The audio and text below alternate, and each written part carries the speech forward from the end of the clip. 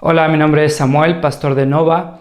Muchísimas gracias por darle clic a este video. En verdad agradezco a Dios la oportunidad de poder compartir este mensaje contigo. Antes de continuar el video, déjame recordarte de algo súper rápido. Ponemos estos videos para ser de bendición para la iglesia. Nuestra esperanza es ver el Evangelio arraigado en Latinoamérica y la gracia incondicional y transformadora de Cristo siendo real de una forma palpable en nuestra sociedad. Te recordamos que este video no sustituye tu compromiso ni tu presencia en tu iglesia local. Creemos que el Evangelio forma parte integral de la vida en comunidad y de hecho el Evangelio se refleja viviendo en comunidad, y es ahí donde vemos que nos perdonamos unos a otros, nos animamos unos a otros, nos exhortamos unos a otros, nos amamos unos a otros. Entonces ponemos estos videos con la esperanza de seguir anunciando el Evangelio, pero también recordándote, invitándote a formar parte de una iglesia. Si no tienes una iglesia local, te recomendamos recursos como Coalición por el Evangelio, Iglered, el directorio de Acts 29. Ahí hay iglesias cristocéntricas con sana doctrina, con predicación expositiva. Te animamos a formar parte de una iglesia, a comprometerte con una iglesia, a ser de bendición para tu liderazgo y para la iglesia local en la ciudad donde estés. Esperamos que esta predicación sea de bendición para tu vida. Anhelamos que el Evangelio siga transformando nuestra cultura, nuestro país, Latinoamérica, y te invitamos a seguir orando con nosotros para que el Evangelio de Cristo, su gracia, siga transformando nuestros corazones, siga transformando nuestras iglesias, sigamos plantando iglesias y el nombre de Cristo siga siendo atesorado, amado y proclamado. Muchísimas gracias por darnos la oportunidad de compartir este mensaje contigo. Esperamos que te sea de bendición y gloria a Dios. Buenas tardes, ¿se me escuchaba o no? Entre mi voz, entre mi garganta, a ver si me da. Si no me da, amigos, le regresamos sus entradas. Sale, entonces empezamos con una oración. Señor, te ruego, Padre, por este día, por tu palabra. Te ruego que seas con nosotros, mi Dios, que sea Cristo nuestro consuelo y nuestro ejemplo esta mañana de lo que significa amar y lo que significa servir a tu iglesia. Padre, te ruego por tu Espíritu, que Él cubra, Señor, mi necesidad, mis flaquezas, y que no sea yo, Señor, sino sea tu palabra proclamada esta mañana. Te lo suplico, mi Dios, en Cristo Jesús. Amén. Bueno, entonces estamos en la última semana de Cristo en la tierra, en su ministerio, y se acuerdan que habíamos dicho que la mitad del libro de Juan había sido su ministerio, la otra mitad es precisamente esta última semana. Entonces estamos en un jueves y entonces los discípulos y Jesús están a punto de empezar a celebrar la Pascua. Fíjate ahí conmigo en el versículo 1, en el capítulo 13 de Juan. Fíjate cómo empieza: se acercaba la fiesta de la Pascua. Jesús sabía que le había llegado la hora de abandonar este mundo para volver al Padre. Se acercaba la fiesta de la Pascua y Jesús sabía que le había llegado la hora. ¿Sabes cuándo vas a morir? ¿Sabes cuántos días te quedan de vida? Jesús sabía que la Pascua llegaba y entonces Jesús sabía que su hora había llegado, y entonces desde que inició el ministerio de Jesús, Jesús lo hizo a sabiendas de lo que tenía que hacer. Cada paso que dio Jesús lo dio contado.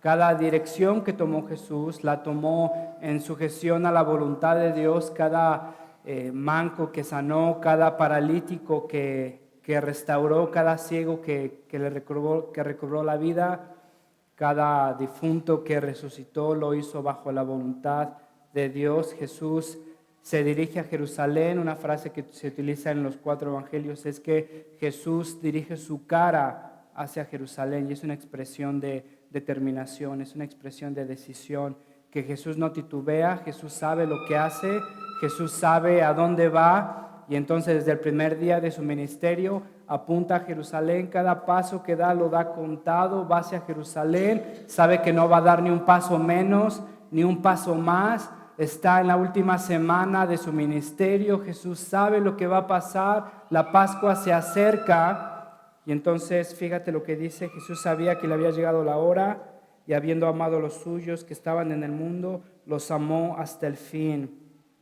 Estaban celebrando la Pascua. ¿Te acuerdas que la Pascua es la conmemoración donde recuerda el pueblo de Dios, la protección de Dios, el cuidado de Dios, las promesas de Dios, la fidelidad de Dios? Y entonces, si vas conmigo a Génesis, ¿te acuerdas que entonces José está en Egipto? José es bien recibido en Egipto. José rescata a Egipto de un tiempo de hambruna. Después la bendición de Dios está en Josué. El pueblo de Egipto se olvida de Josué, esclaviza a sus hijos y a los hijos de sus hijos. Y entonces el pueblo de Israel es esclavo en Egipto. Y pasa algo que el pueblo de Dios gime a Dios. Y te acuerdas de lo que dice ahí Éxodo. Dios recordó a su pueblo, Dios se acordó de las promesas de su pueblo y entonces Dios interviene por su pueblo y cuando Dios interviene no hay nada, absolutamente nada que el hombre pueda hacer. Se echa un tú por tú con Egipto, con cada uno de sus dioses, demuestra que es soberano, que es omnipotente, que es poderoso, que es eterno. Después de vencer a cada una de sus promesas de Egipto, el pueblo de Egipto queda humillado. Y después le hace una promesa al pueblo de Israel y entonces le dice que va a pasar el ángel de muerte porque va a cobrar la vida del primogénito del faraón. Y eso es lo que le cuesta al faraón echarse un tú por tú con Dios. Eso es lo que le cuesta a faraón faltarle al respeto a Dios, pensar que el faraón siquiera pudiera enfrentarse con Dios y entonces ahora Dios viene, le va a quitar su primogénito y entonces le dice al pueblo de Dios, sacrifica un cordero sin mancha, perfecto, y con esa sangre marca las puertas de tu casa. Y entonces el quien haya confiado en mi promesa, el quien haya confiado en mi palabra, el quien haya confiado en lo que acabo de decir, esa persona saldrá con vida. Y entonces vemos en Éxodo ahí, en la última plaga, el ángel de muerte viene, le quita la vida a cada uno de los primogénitos, le quita la vida al hijo del faraón. El faraón se despierta con la triste realidad de que su hijo no va a estar ahí ya jamás, deja ir al pueblo de Israel. Y entonces Dios le dice a Israel que como conmemoración tenían que celebrar la Pascua. Y no era un tenía de obligación, pues ya que era un tenía de un privilegio, ahora es tu oportunidad de recordar lo que Dios es en su pueblo, por su pueblo, a pesar de su pueblo, para gloria de Dios. Y entonces recordaban que Dios había provisto por sus necesidades en ese momento de necesidad, en ese momento de desesperación, Dios se había salido a su rescate. Y entonces eso era algo que apuntaba últimamente a la Pascua que se celebraría en unos días. Y entonces estamos en un jueves, Jesús está celebrando la Pascua con sus discípulos, está a punto de celebrar la Pascua con sus discípulos, está a punto de preparar ese cordero sin mancha que su sangre cubriría al pueblo y entonces Dios dejaría pasar los pecados de su pueblo porque ese cordero había absorbido, había cargado con la ira de Dios. Eso estaba a punto de pasar, Jesús estaba preparando, se acercaba la fiesta de la Pascua. Jesús sabía que su hora le había llegado. Fíjate, dice que necesitaba abandonar este mundo para volver al Padre. Y habiendo amado a los suyos que estaban en el mundo, los amó hasta el fin. Y habiendo amado a los suyos que estaban en el mundo, los amó hasta el fin. Fíjate cómo hace una distinción entre el mundo y los suyos. ¿Te das cuenta? Había amado a los suyos, a esos suyos que estaban en el mundo, y dice que los amó hasta el fin. Podemos entender que los amó hasta el último día de su vida en la tierra. Entonces los amó hasta que murió en la cruz, o los amó hasta lo sumo. Literalmente significa los amó extremadamente, hasta el extremo, los amó sin límites. Y entonces el evangelista nos está diciendo que Jesús, habiendo amado a los suyos en el mundo, los amó hasta el fin. Jesús vino por su pueblo, vino rescatando a su pueblo y está dispuesto a pagar absolutamente todo por el rescate de su pueblo porque los amó y los amó hasta el extremo, los amó hasta el fin. Y entonces fíjate cómo hace esa distinción entre el mundo y los suyos. Date cuenta que el amor de Dios, contrario a lo que la cultura nos dice en una sociedad inclusivista cada vez más, que no hay bien, no hay mal, fíjate que el amor de Dios es exclusivista. Fíjate que hace una diferencia entre los suyos y el mundo. El mundo es ese mismo que en el Evangelio de Juan nos dice que el mundo lo rechazó. Jesús vino al mundo y el mundo no lo recibió. Fíjate que aquí nos dice que Jesús vino y amó a los suyos, a esos que estaban en el mundo. Es como se entiende, por ejemplo, Juan capítulo 10, versículo 29. Fíjate, Juan capítulo 10, versículo 29 dice, mi Padre que me las ha dado, ¿te acuerdas? Está hablando del buen pastor. Dice, mi Padre que me las ha dado a mis ovejas, mi Padre que me las ha dado a mis ovejas, es más grande que todos y me las mandó, y de la mano del Padre nadie las puede arrebatar. Entonces, Dios le dio a sus ovejas, Jesús tiene a los suyos. Jesús amó hasta lo sumo, extremadamente los amó, con un amor extremo, amó a los suyos. Has escuchado que Dios ama a todos. ¿Sabes lo que muchas veces se convierte esto en un pretexto para vivir en pecado? Porque si Dios es amor, entonces Dios me debe de amar y me debe de aceptar. Y entonces, si Dios verdaderamente es amor, debe de amar absolutamente a todos. Pero la idea bíblica es que Dios está en contra del mundo que lo opone. Que Dios ama a los suyos. Fíjate Juan 3:16, porque de tal manera amó Dios al mundo, precisamente al mundo, a los suyos, que dio a su Hijo unigénito, para que aquellos que crean los suyos, para aquellos que crean no se pierdan, mas tenga vida eterna. Te hago una pregunta, ¿piensas que Dios te ama? ¿Estás seguro que Dios te ama? ¿Por qué? ¿Es tu pastor? ¿Confías en sus promesas? ¿Lo sigues? Fíjate lo que dice, hasta el sumo, y habiendo amado a los suyos son aquellos que oyen su voz y lo siguen. Los suyos son aquellos que confían en las promesas de Dios. Los suyos es aquellos que se arrepienten de su vida y regresan en reconciliación con el Padre. Habiendo amado a los suyos, que estaban en el mundo pero que no pertenecían en el mundo, que estaban en el mundo pero no tenían los valores del mundo, que estaban en el mundo pero no tenían las afecciones que el mundo tiene, ni vive como el mundo tiene, ni tiene un matrimonio como el mundo tiene, ni tiene ideales como el mundo tiene, ni propósitos como el mundo tiene, porque viven en el mundo pero no son del mundo. Dice Jesús, habiendo amado a los suyos, a esos que viven como exiliados, como peregrinos, como rechazados, a esos amó hasta el fin, amó hasta el sumo, amó hasta lo sumo, extremadamente los amó. Vamos a ver en unos días el límite de ese amor, vamos a ver en unos días la ilustración de ese amor. Fíjate en el versículo 2, llegó la hora de la cena, hasta ahí todo bien. Jesús ama a los suyos, van a celebrar la Pascua, están con Jesús, están preparando la comida, hay carne asada, huele bien rico, hay vino, hay pan recién hecho. Jesús está con nosotros, Jesús nos ama, Jesús ama a los suyos, ahí todo bien, hasta ahí todo bien. Pero fíjate que la guerra se está acercando, los bandos se están formando, las personas están tomando sus decisiones, o rechazan a la luz o rechazan a las tinieblas. Fíjate que en esta guerra los bandos están ahí fortaleciéndose, formándose. Fíjate, versículo 2, llegó la hora de la cena, el diablo ya había incitado a Judas Iscariote, hijo de Simón, para que traicionara a Jesús.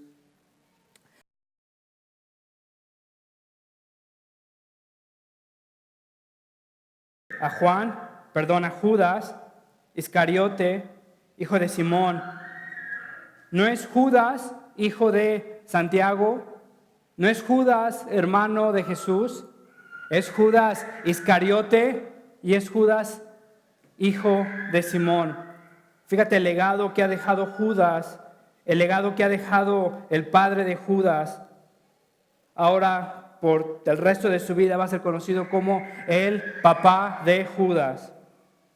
Judas Iscariote, hijo de Simón, para que traicionara a Jesús. Fíjate cómo lo describe. El diablo ya había citado a Judas Iscariote. ¿Te acuerdas ahí la plática, el evento que se tuvo con María Magdalena cuando ungió los pies?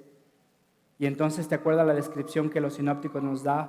Que Judas reaccionó como reaccionó porque de lo guardado que tenían, él robaba. Y entonces Judas ha estado decepcionado con Jesús ya por bastante tiempo. Al principio Judas se acerca a Jesús porque Jesús se dice ser el Mesías. Y entonces Jesús va a resolver el problema del pueblo de Israel. Ahí está, voy con él. Me va a resolver mis problemas, ¿qué más? Aparte hay aquí un guardadito, hay dinero, no voy a tener hambre, vamos a vivir cómodos, ¿por qué no? Pero después se da cuenta que este Mesías no es el Mesías que él pensaba. Jesús no está interesado en resolverle cada problema de su vida. Jesús está interesado en transformar el corazón de Judas.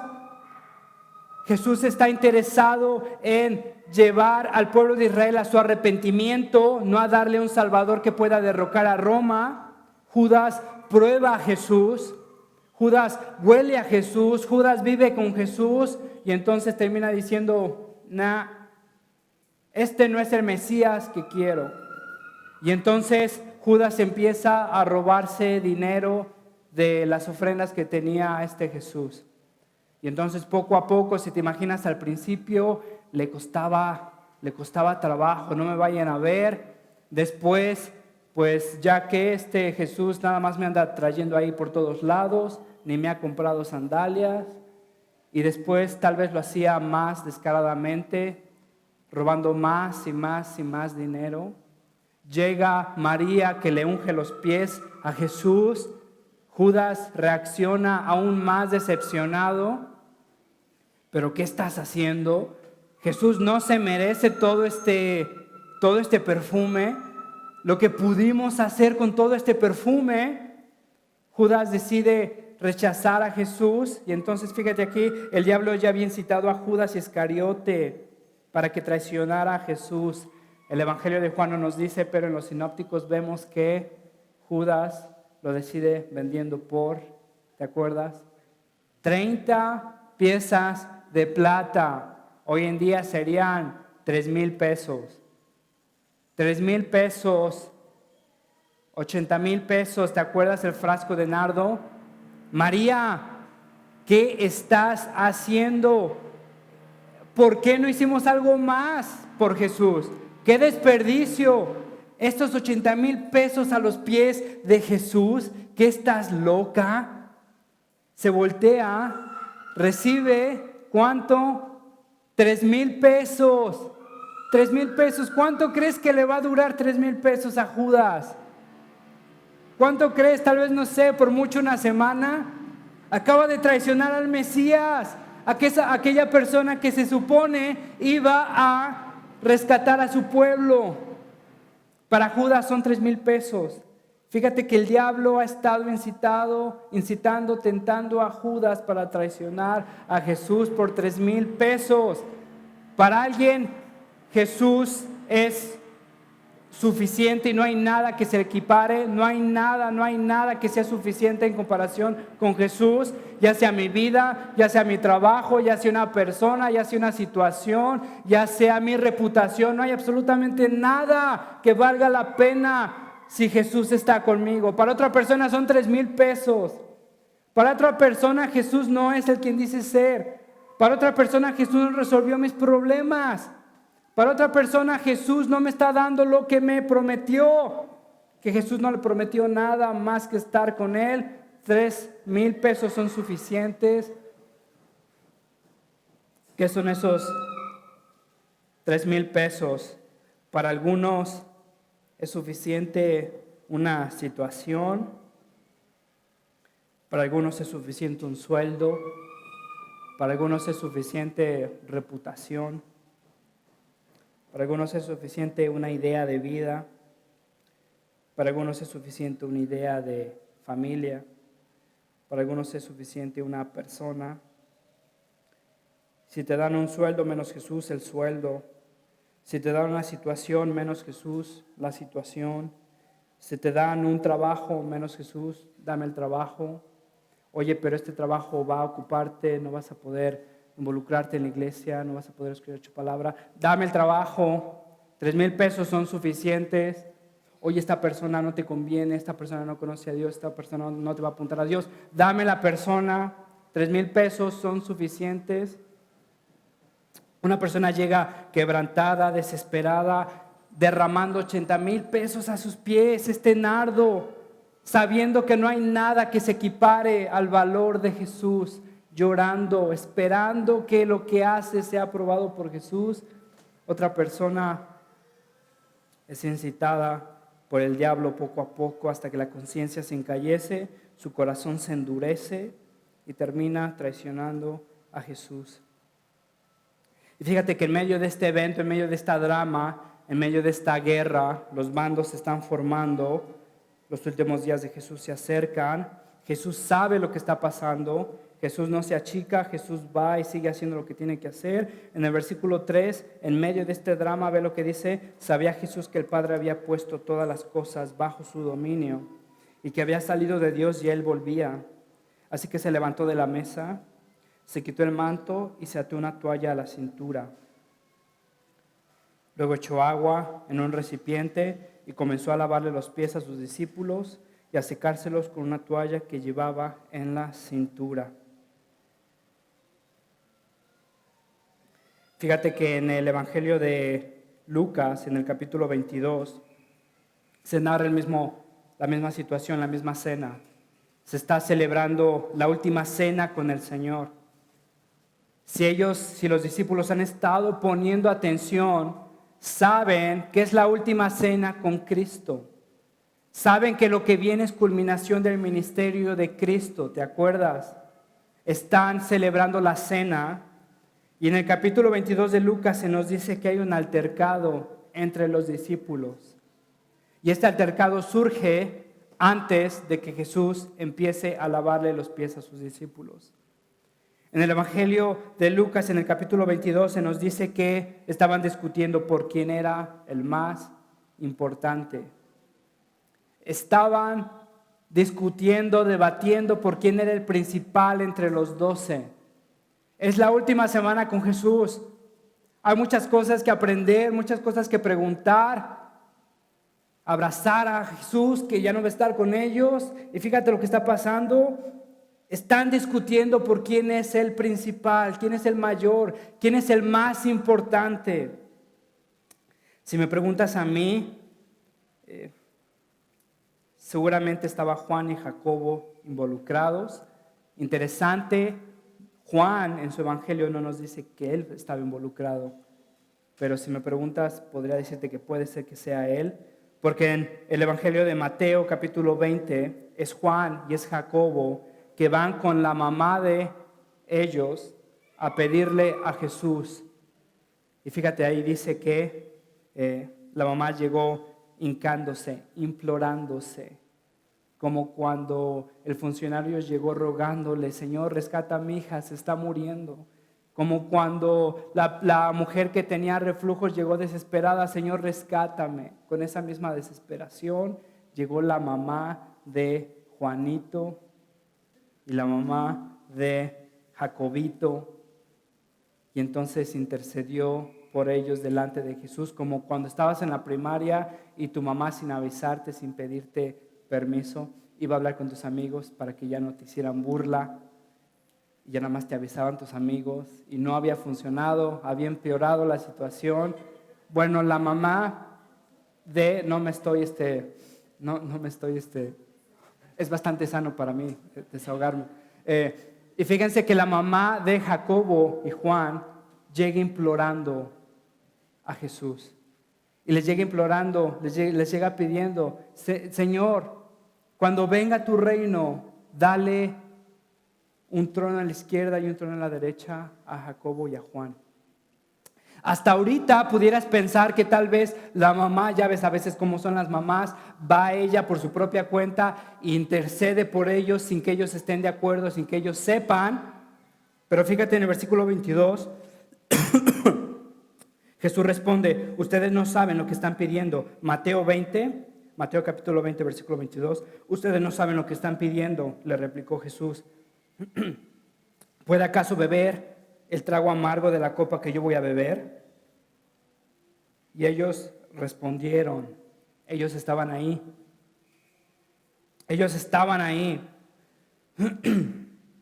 Si no es ahí, entonces tal vez alrededor, busquen ahí en el Evangelio de Mateo.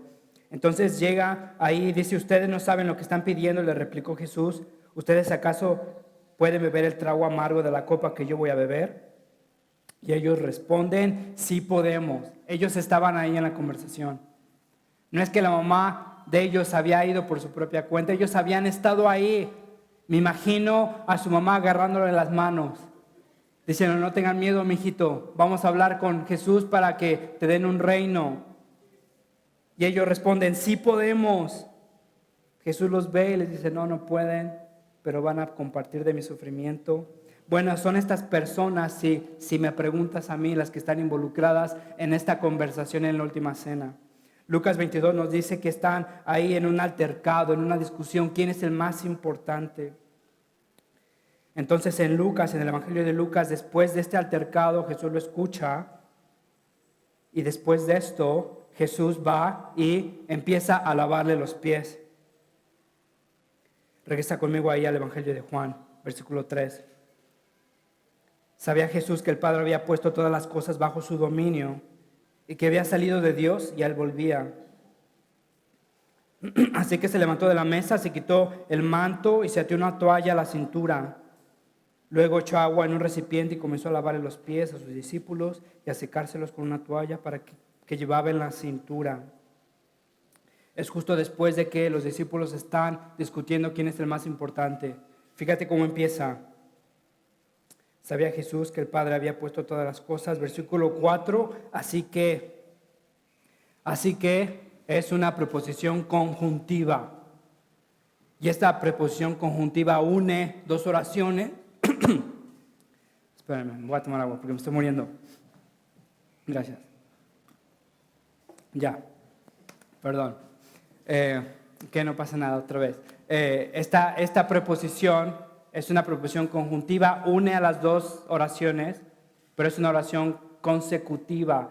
¿Qué quiere decir si ya te perdiste? Que lo que viene en el versículo 4, todo lo que viene en el versículo 4 es consecuencia del versículo 3. Esto es importante porque mira lo que pasa. Versículo 4, así que nos está dando la consecuencia. La consecuencia, ¿qué es la consecuencia? Fíjate, Jesús se levantó de la mesa, Jesús se quitó el manto, Jesús se ató una toalla a la cintura, Jesús echó agua en un recipiente, Jesús comenzó a lavarle los pies y secárselos. Esta es la consecuencia del versículo 3. ¿Cuál es el versículo 3? Sabía Jesús que el Padre había puesto todas las cosas bajo su dominio y que había salido de Dios y a Él volvía. ¿Tiene sentido? ¿Tiene sentido? No tiene sentido.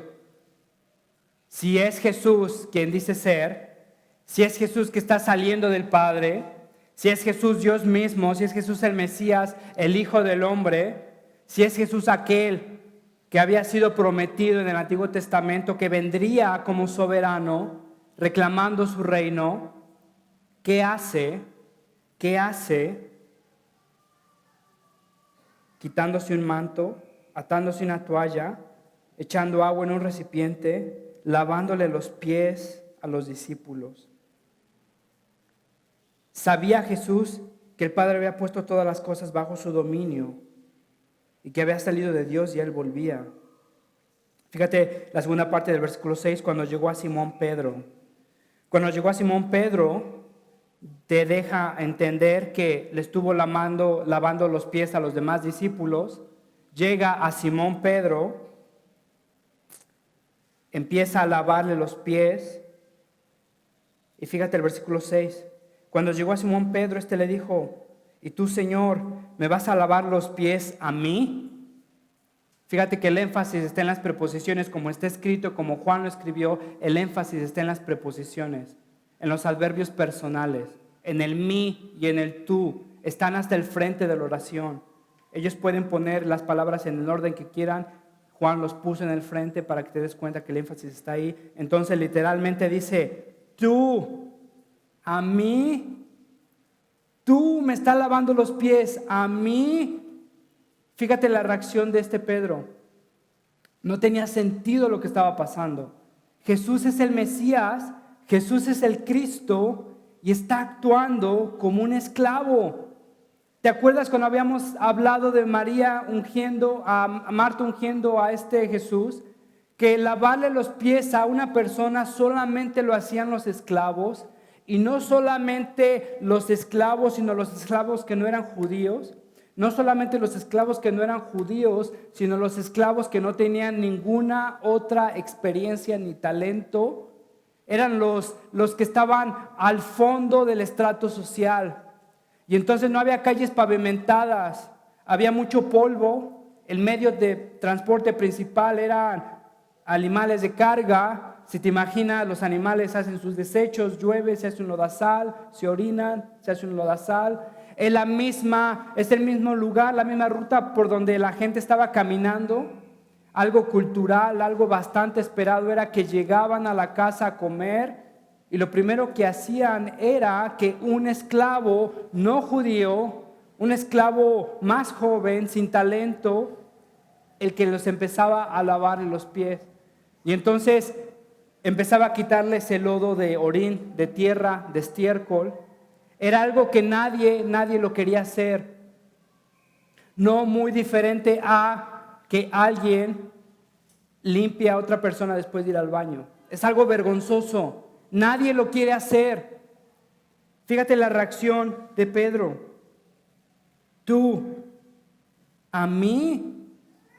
Fíjate que en este entonces, incluso en una relación de maestro y discípulo, era bastante esperado que el discípulo sirviera en todo a su maestro, en hacerle de comer, en lavarle la ropa, en llevarle las maletas que tuviera que cargar. No había universidades. Si yo quería estudiar algo, encontraba un maestro, el mejor maestro, iba, le pedía que me instruyera, y entonces yo me volvía su discípulo y yo servía al maestro a cambio de mi educación.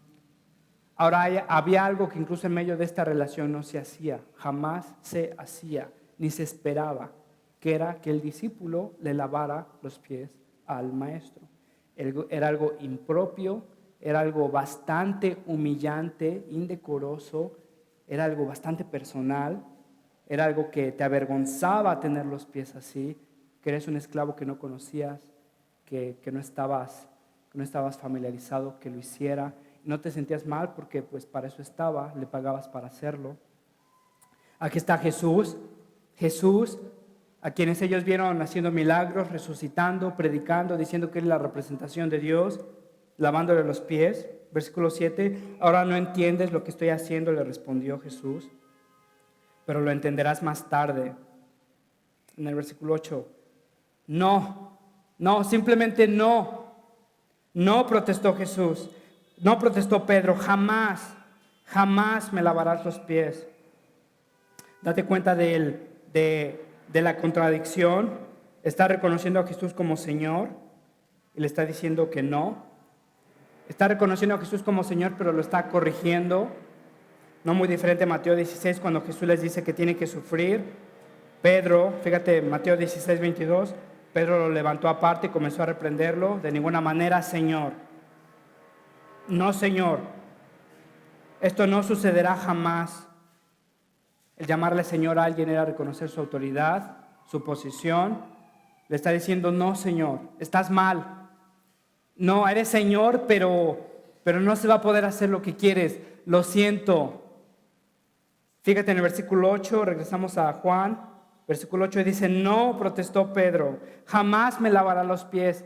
Imagínate a Pedro recogiendo sus pies, tal vez empujándole las manos a Jesús, entre líneas diciendo: actúa como Mesías, actúa como Dios, ¿Te dices que eres Mesías?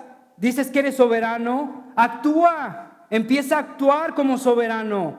¿Por qué no le pides a alguien que te lave los pies? Fíjate cómo responde Jesús. Ahora no entiende lo que estoy haciendo, le respondió Jesús, pero lo entenderás más tarde. En el versículo 8, Pedro se niega, no se va a poder. Versículo 8, si no te lavo, no tendrás parte conmigo. Si no te lavo, no vas a estar conmigo. Si no te lavo, no puedes ser mi discípulo. Si no te lavo, no puedes ser rescatado por las promesas de Dios. Si no te lavo, no puedes estar conmigo, no puedes tener parte conmigo. Y entonces Jesús estaba apuntando a lo que se venía. Pero fíjate cómo reacciona Pedro. Entonces, Señor, no solo los pies, sino también las manos y la cabeza. Fíjate que en ese capítulo, en esa porción, Jesús hace un comentario. Dice, ustedes ya están todos limpios, salvo uno que se refería a Judas, ¿te acuerdas? Entonces Jesús está haciendo referencia que ellos están limpios. Ellos ya pusieron su fe en Cristo. Ellos ya se confesaron como discípulos. Ellos ya han sido limpiados por Cristo. Ellos han puesto su confianza en las promesas de Dios. Ellos ya están limpios. Pero ahora Jesús les está lavando los pies. Pedro no lo entiende. Jesús dice, después lo vas a entender. Pero si no te lavo los pies ahorita, no vas a poder estar conmigo. Entonces, Señor, no solo los pies, sino también las manos y la cabeza. Fíjate que Jesús en esta situación está apuntando a lo que viene. Jesús está diciendo que hay unos que ya están limpios, pero el que lo va a traicionar no está limpio. Que es necesario que en ese momento Jesús le lave los pies a los discípulos y está apuntando a lo que viene en unos días. En unos días Jesús vertirá su sangre para limpiar los pecados de su pueblo. En esta ocasión Jesús se está humillando para limpiar a sus discípulos. Vienen unos días donde Dios soberano se humillará, reclamará la inmundicia de su pueblo, actuará como siervo, como inmundo, para limpiarle la suciedad a su pueblo. En este momento Jesús los está apuntando a algo. Ahora no lo vas a entender, Pedro, después lo vas a entender, pero es necesario que te enseñe esto. En este momento Jesús está vertiendo agua. Llegará el día que Jesús vertirá su sangre. En este momento Jesús está humillando, actuando como siervo, lavándole los pies. Llegará el día que Jesús se humillará y cargará con el pecado y la inmundicia de su pueblo. Algo fascinante en esta escena es que le lavó los pies a Judas, que Jesús se humilló, sirvió incluso a Judas a sabiendas que Judas lo traicionaría, que no es muy tarde para aquella persona que está tentada a rechazar a Cristo, que el hecho que Cristo le lave los pies a Judas no significa que está aprobando de las acciones de Judas, ni que va a perdonar a Judas. Habrá consecuencias por lo que Judas está haciendo, pero en ese momento Dios en su misericordia está sirviendo a Judas, orando, esperando que pueda recapacitar. Entonces Jesús está apuntando a lo que viene. Después, fíjate, ya cerrando, vemos en el versículo 12 y 17, cuando terminó de lavarle los pies, se puso el manto y volvió a su lugar. Entonces les dijo, ¿entienden lo que he hecho con ustedes?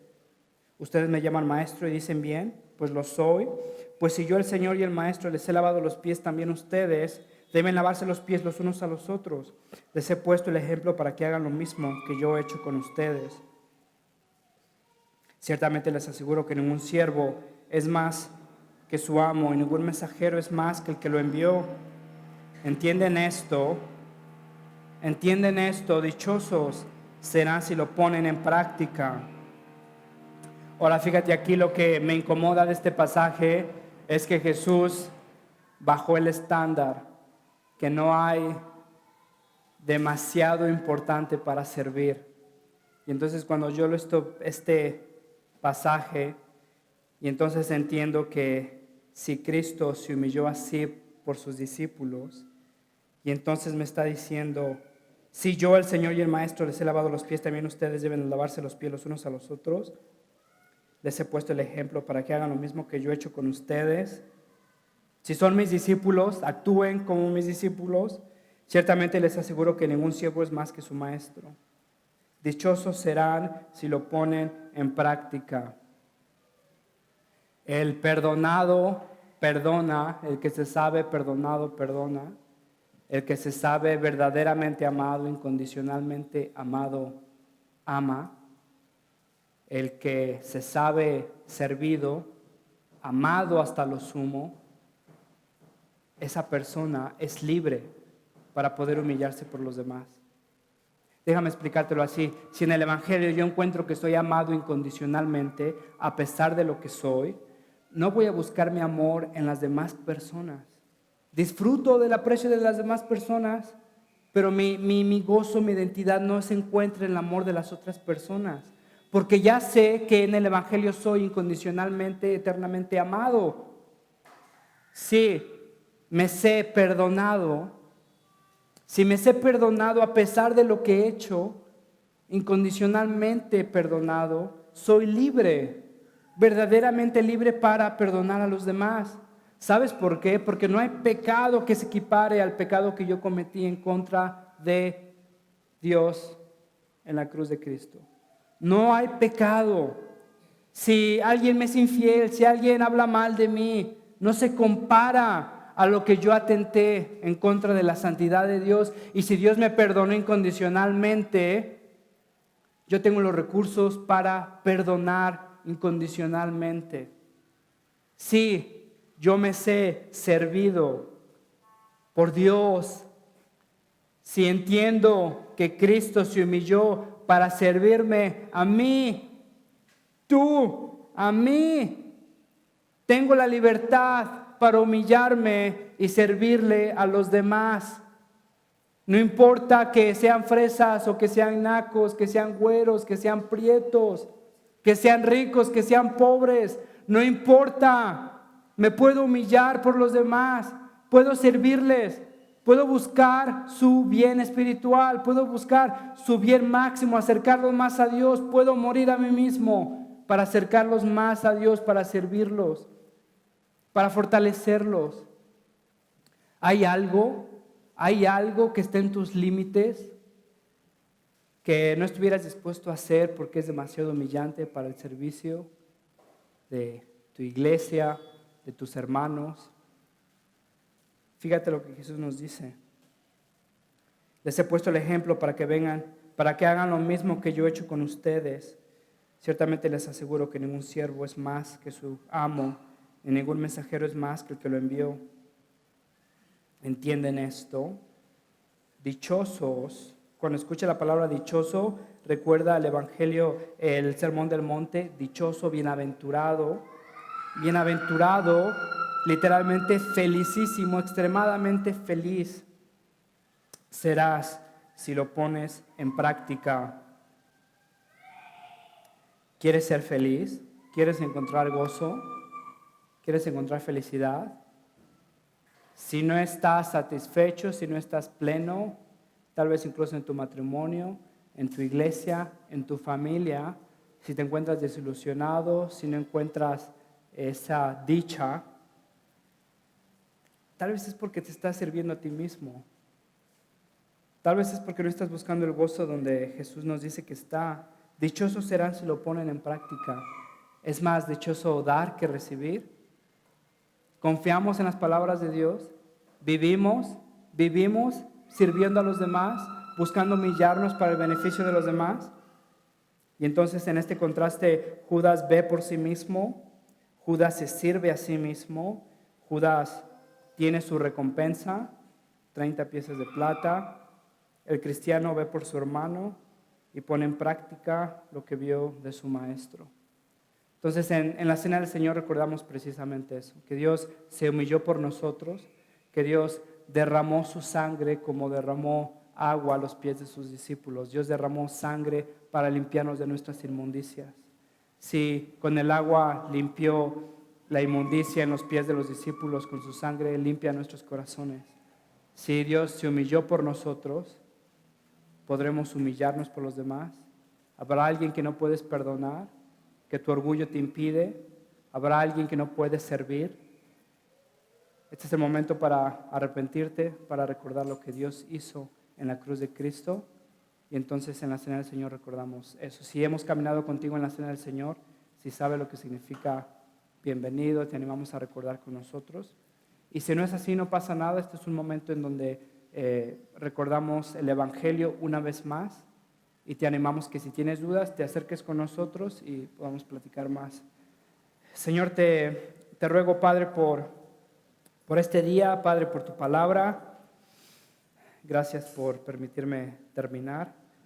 Mi Dios, te ruego que tú seas con nosotros, que Padre, el Evangelio sea una realidad en nuestros corazones, que Señor, sabiendo lo que tú eres, lo que tú vales, Padre, que nada, absolutamente nada se equipare a tu valor.